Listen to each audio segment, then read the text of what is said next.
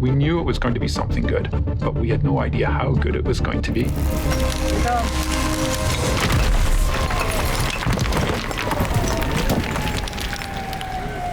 It sat there in the ground for 110, 112 million years, and here in a fraction of a second, we thought we'd ruined it. In the 12th century, a new catapult technology from Asia dominates the battlefields. It's called the Trebuchet. This is a reconstruction in Beckdorf, Lower Saxony, Germany. Weapons expert Mike Lodes is captivated. It takes a whole team to operate the medieval siege weapon. Firing the trebuchet requires at least one trained specialist and as many hard-working assistants as possible. They have to fill the counterweight box with stones. And they have to grease the channel that will guide the projectile for the first part of the throw. A stone taken from the siege of Lake Dancy in the year 1311 will serve as the ammunition. Fire away.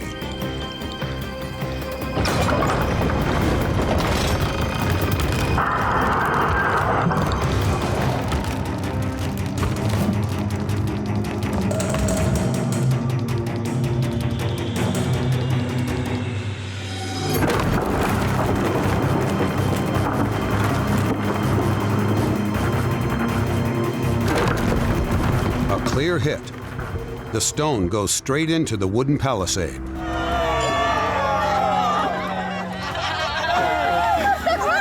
We have a hit, and let's see what it's done. Just look at this.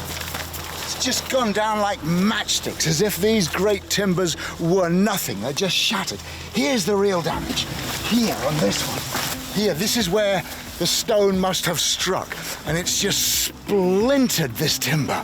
The walls are now breached, and the opposing army will be on its way.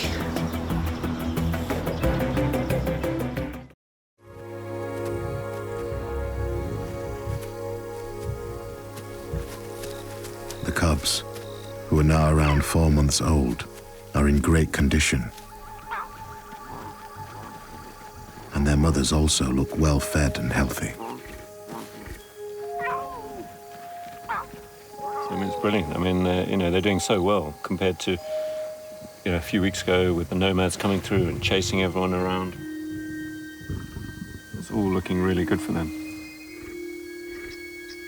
Up until now, the mothers have kept their cubs hidden from the rest of the pride.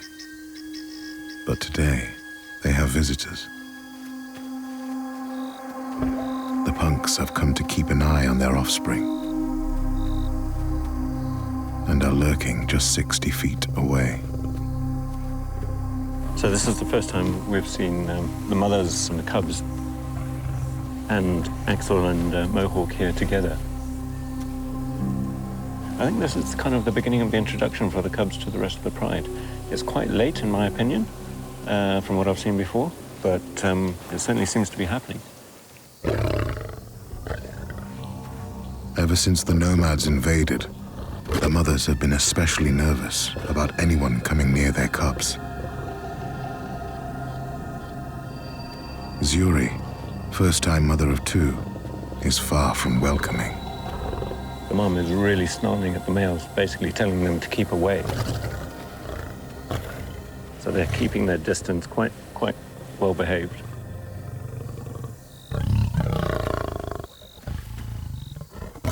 The cubs sense her fear. It's interesting behavior to watch. Mohawk and Axel just sitting there, looking over, but also at the same time kind of almost looking away as if they're not paying attention.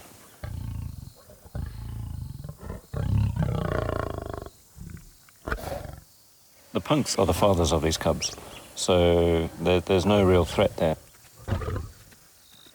But the mothers are a little bit unsettled, moving around. They're not quite at ease at the moment. Axel and Mohawk wisely keep watch from a distance. Oh, there's another female over there.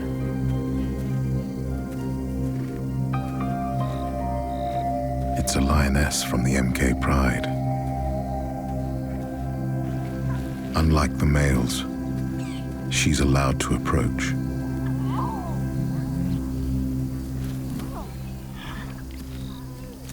So really interesting, the third female came over and joined the mother and cubs, and there was no sign of aggression. They totally accepted her, which was fantastic to see. It's not surprising. This new female is Rosa and Zuri's mother, the cub's grandmother. It's really nice to see that sort of acceptance, and they're very, very calm with each other.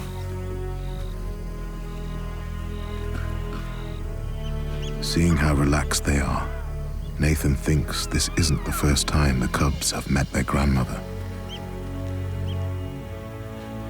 Because the cubs actually know her well enough that they're not sort of going over and curious, playing and sort of seeing who she is. Granny settles in with the newest members of the family. But the fathers will have to be patient a little longer. In the 21st century, military superpowers find themselves facing small, unpredictable foes.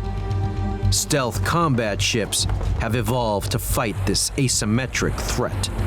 In 2000, the U.S. Cole was hit by terrorists, and 17 American sailors died in that attack in Yemen. After that attack, I started thinking about why the Navy doesn't have a high-speed protection boat, a gunship, to be able to protect their assets when they're in foreign countries. I quickly realized that it was a complex problem, and I started studying different boat designs. After 4 years of research, 3 years of construction, and $22 million, Greg named the finished ship Ghost. Ghost is designed for a multitude of roles. For fleet force protection or anti-piracy operations, it can carry cannons or guided missiles like the Griffin or Spike to take out sea and land-based targets. Carries special sensors for intelligence, surveillance, and reconnaissance. Or act as an assault vessel with room for 18 Navy SEALs.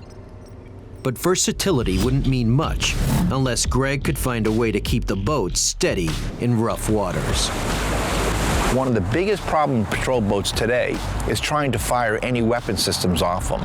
They're so unstable. You're moving so much, it's so hard to target.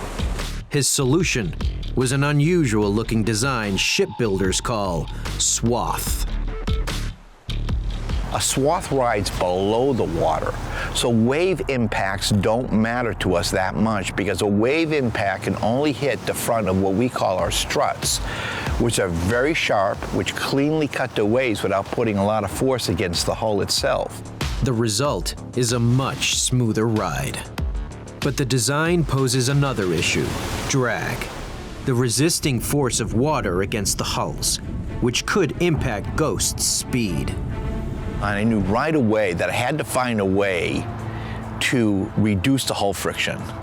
And that led me to putting the propellers on the front of the design of the vessel. We're basically pulling the vessel through the water, not pushing it. And if you were pushing a vessel like this through the water, you could create structural problems with the vessel. These frontal propellers also unlocked a revolutionary idea. One that would make Ghost the fastest swath ship on the ocean. The key is a phenomenon called cavitation. Cavitation itself is simply changing water, like boiling it, except that you're just changing the pressure, not the temperature. Fast-moving propellers create areas of lower pressure on their blades, causing the water to boil at ambient temperature. This creates a trail of vapor bubbles or foam. What we're doing is we're creating underwater foam tunnels with the front of the propellers. So we're flying through foam that's less dense than water, which gives us much better efficiency.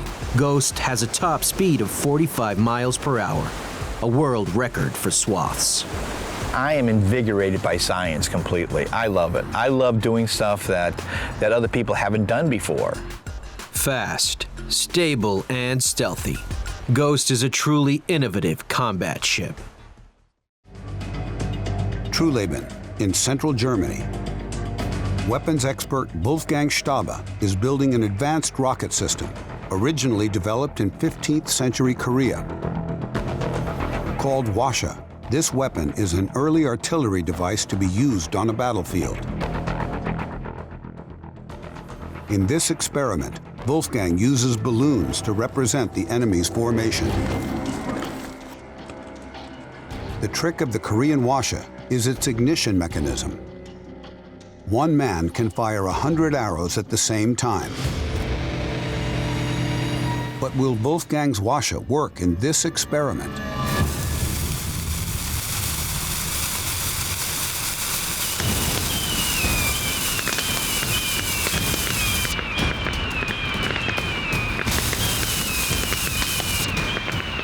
At the end of the 16th century, Koreans are battling a Japanese invasion.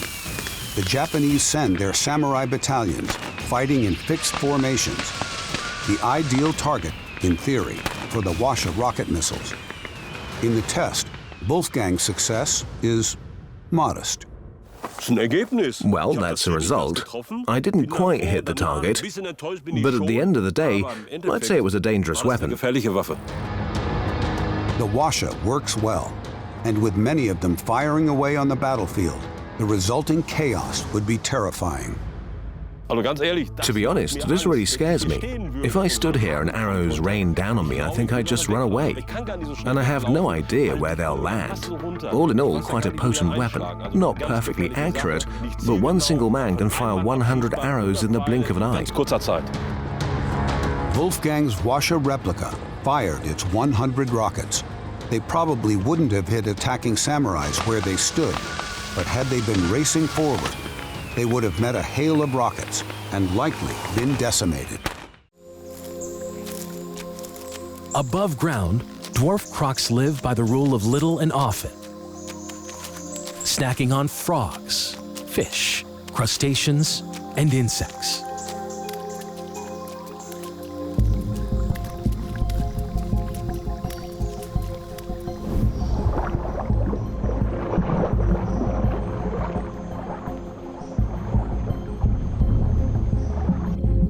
They adapt their diet to what's in season.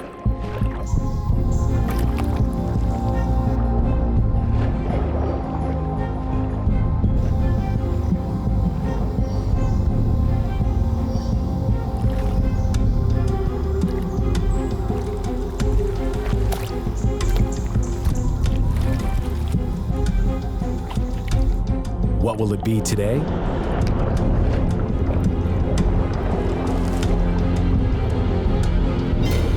Catfish.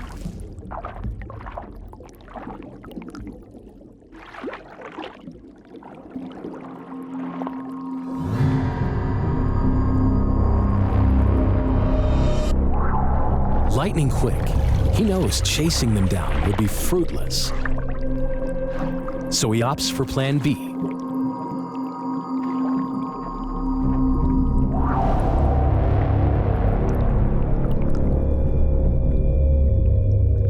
Sit and wait.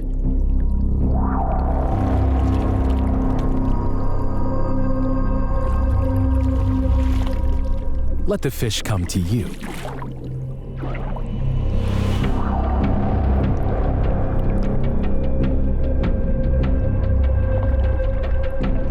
He can hold his breath for over 4 hours.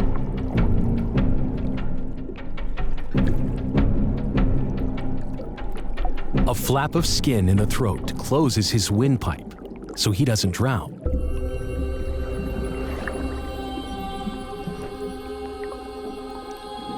Sensory pits around the jaw and along his sides detect tiny pressure changes in the water, allowing him to feel the movements of his prey. What the catfish thinks is a submerged log is actually a camouflaged killer.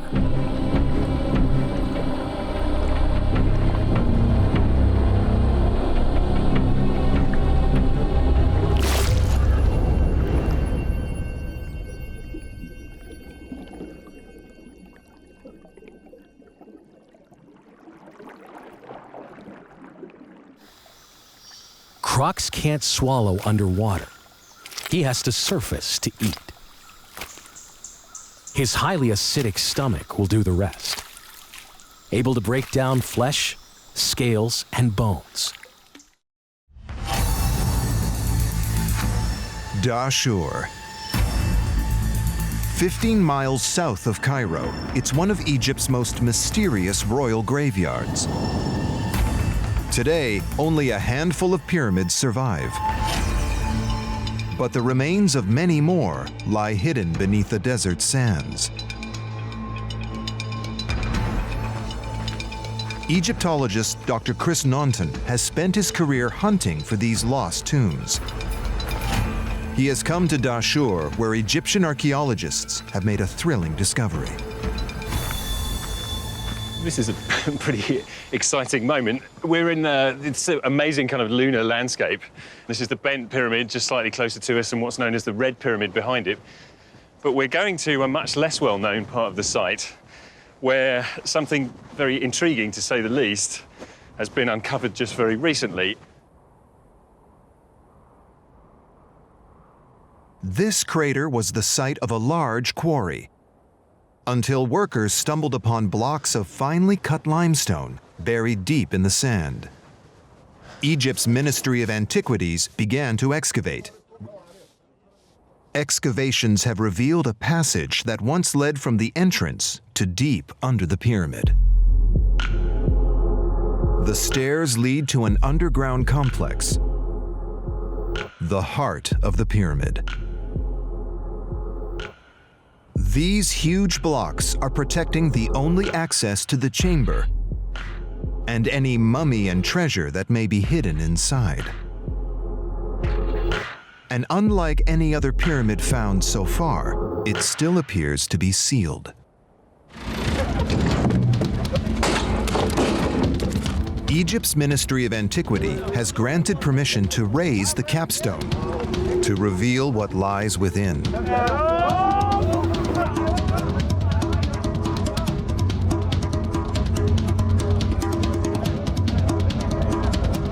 Finally, after 3 days of effort, the tomb gives up its secrets for the first time in almost 4,000 years. But what's inside is a shock. Oh, goodness me. Its contents are in disarray. The archaeologists hope to be unveiling treasure. But now, there's a mystery to solve. There are two questions here that we need to start trying to answer. One is, who was buried here? Who was this pyramid built for? And then secondly, how is it that an apparently completely sealed, unbreached burial chamber comes to have been disturbed? It's becoming clear they've stumbled upon an ancient crime scene. Someone got here first and robbed the burial chamber. The Pilum. Ancient sources claim it was a vital tool for Rome's imperial legions. Mike Lodes and his team prepare an experiment to show how the Pilum is used against an attacker approaching at high speed. What we've set up here is to imitate the charge of a barbarian against a Roman shield wall. So this is the barbarian shield, Carsten is the barbarian. So he is going to pull this sled as fast as you can, charging at me, and then see if it will penetrate this very sturdy piece of wood. And I think we got quite a challenge on there, but let's give it a go.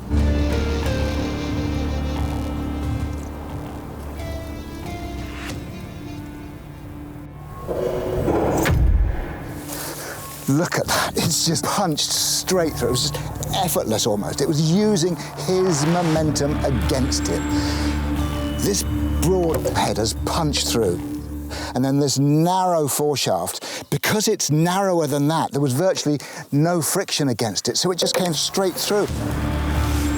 The demonstration reveals why the Romans put so much work into forging the head of the Pilum and the long iron shaft. This is what allows the spear to penetrate the enemy's shield. But could that enemy have pulled the Pilum out and used it against the Roman soldiers? I mean, if I was holding that, it would have reached the man behind. But even if it had only gone through that far, then it would have done this. You can see how the weight of this is pulling down. If I try to charge forward now, look what happens. My shield gets stuck. I can't pull it out. So all I do is abandon the shield. Now I have to continue my attack defenseless.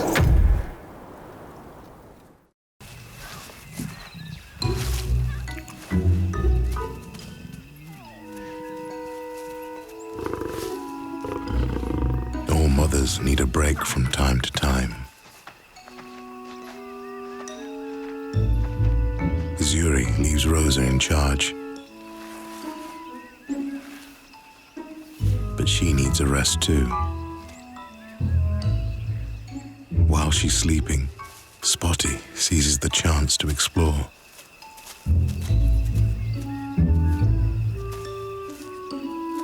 But wandering alone at this age is not a good idea.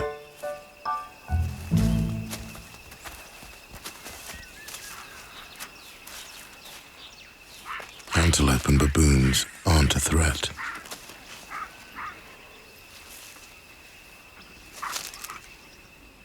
But Zuri is well aware of other dangers out there, including roaming male lions. She returns in time to take the little explorer back to his mother.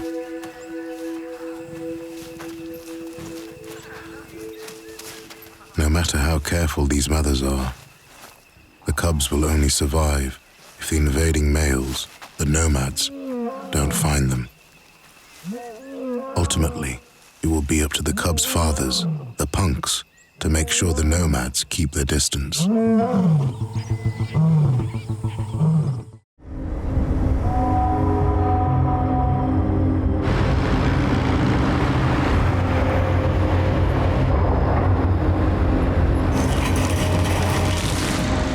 I was operating that day a cable shovel. The bucket scoop holds about 100 tons. Slabs were coming down the face of the bank that I was digging in, and those slabs were like something I hadn't seen before. We knew we had found a fossil of some sort, but right away I knew it was something different.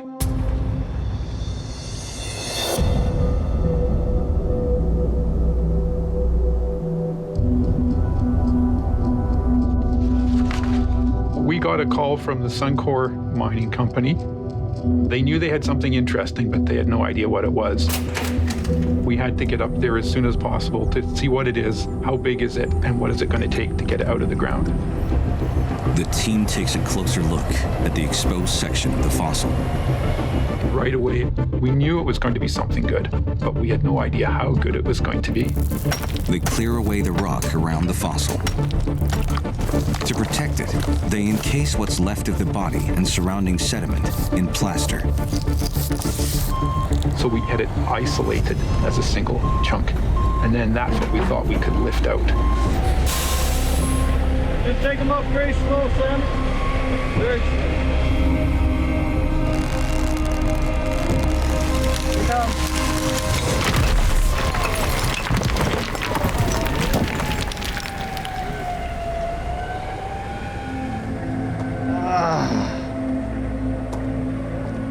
She only just started to move the dirt and she let go. Yeah, she didn't take much pressure.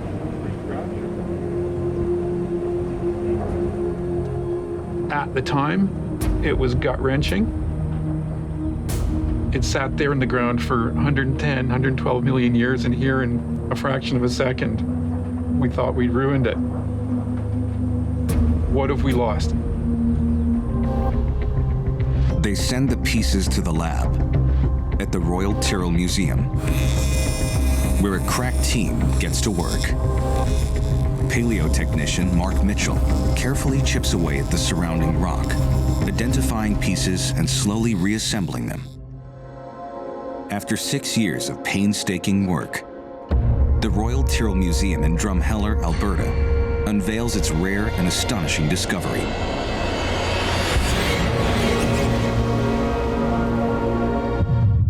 It appears to be an 18-foot-long nodosaur, a type of armored dinosaur. But no one has seen a nodosaur species like this. It was a stout, heavily armored animal with massive shoulder spikes, a long tail. It's a major discovery, a brand new species with an adult weight up to 3,000 pounds. They name it Borealopelta. It literally means Shield of the North. After 6 years of work, the scientists have identified the victim. But many mysteries remain. With this exceptional fossil and the evidence that's preserved with it, that could allow us to answer all sorts of questions about what its last few days were like and possibly how it came to die. The cause of Borealopelta's death is the ultimate cold case, a mystery 110 million years old. On the afternoon of June 4th, the Japanese fleet at Midway is down, but not out. One carrier, the Hiryu, remains unscathed. It fires off a counterattack. And they all ganged up on the Yorktown. Japanese planes scream in at one American carrier, the USS Yorktown.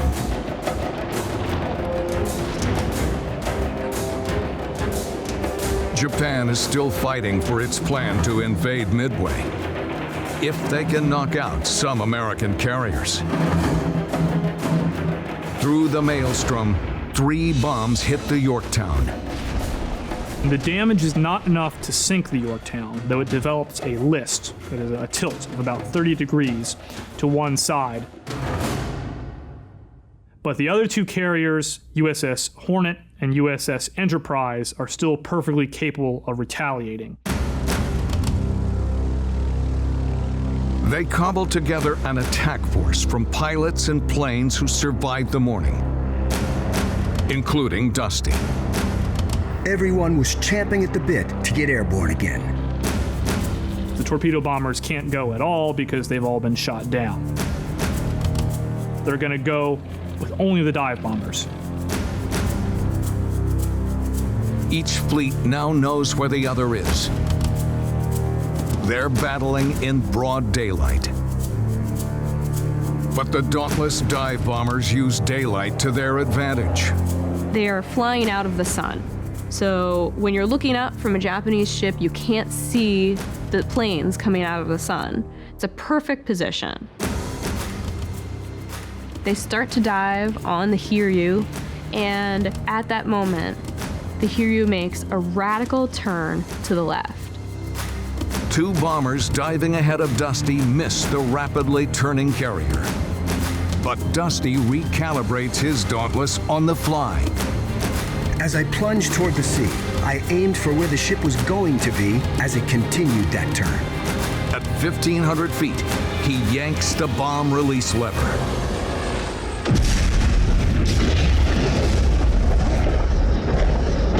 He's an incredible pilot to be able to kind of maneuver himself while he's diving to be able to hit that ship and gain his second hit of the day.